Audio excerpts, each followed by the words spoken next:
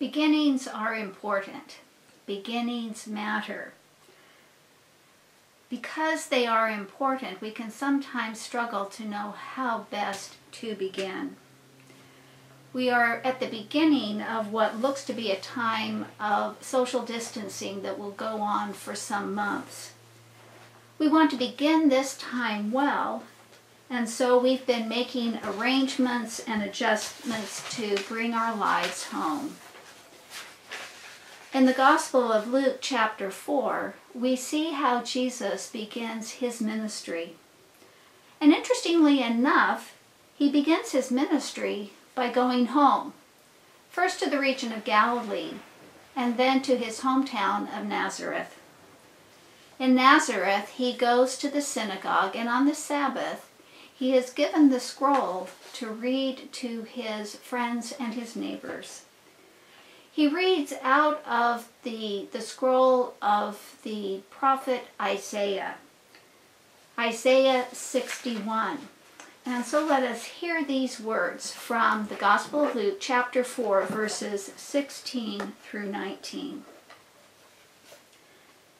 When he came to Nazareth, where he had been brought up, he went to the synagogue on the Sabbath day, as was his custom.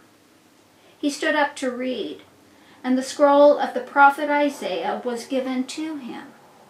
He unrolled the scroll and found the place where it was written, "The Spirit of the Lord is upon me, because he has anointed me to bring good news to the poor. He has sent me to proclaim release to the captives and recovery of sight to the blind, to let the oppressed go free, to proclaim the year of the Lord's favor." This passage has so many things that we could focus on. But what captured my attention was the last phrase, to proclaim the year of the Lord's favor. Now, when I first read it, my reaction was, the year 2020 does not seem very favored. And yet, as I started to remember what it was that this phrase was referring to, I recalled that it was a reference to the year of Jubilee. It was stated in Levitical law, set forth that every 50 years, ancestral lands that had been, in effect, leased out were then returned to the family. And people who, in financial distress, had entered into arrangements of indentured servitude, they were set free from those obligations and could return to their homes. Jubilee was the year of the Lord's favor. It was a time for homecoming. For those of us who are living in these days of staying in our homes, we are not necessarily experiencing this as freedom. It may feel more like captivity or oppression, especially for those who are losing income and whose financial lives are at risk. Teresa of Avila lived in the 16th century in Spain. It was a time of great religious anxiety. This was in the early years of the Protestant Reformation.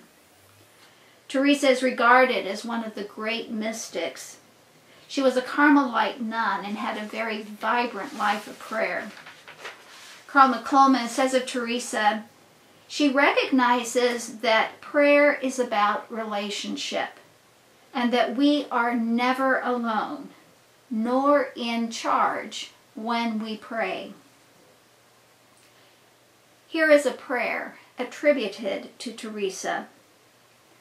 Lord, may this room become a castle of prayer, a place of communion with you, from which my prayer may flow out in love to the world.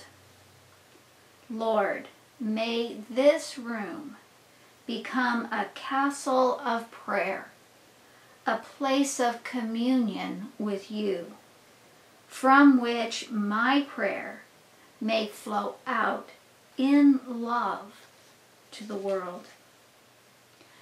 My hope is that our homes will be castles of prayer, and that our prayers will flow out in love to the world. I would like to encourage us to keep a prayer journal, and in our journals to list the people and places, the situations, the issues, the concerns for which we are praying. You may find it helpful to have some categories for your prayers. One category may be the world and our community. Another category, the church, and all of the faithful followers of Jesus who are working at this time to care for the needs of others. Another category is for other people in our lives, family members, friends.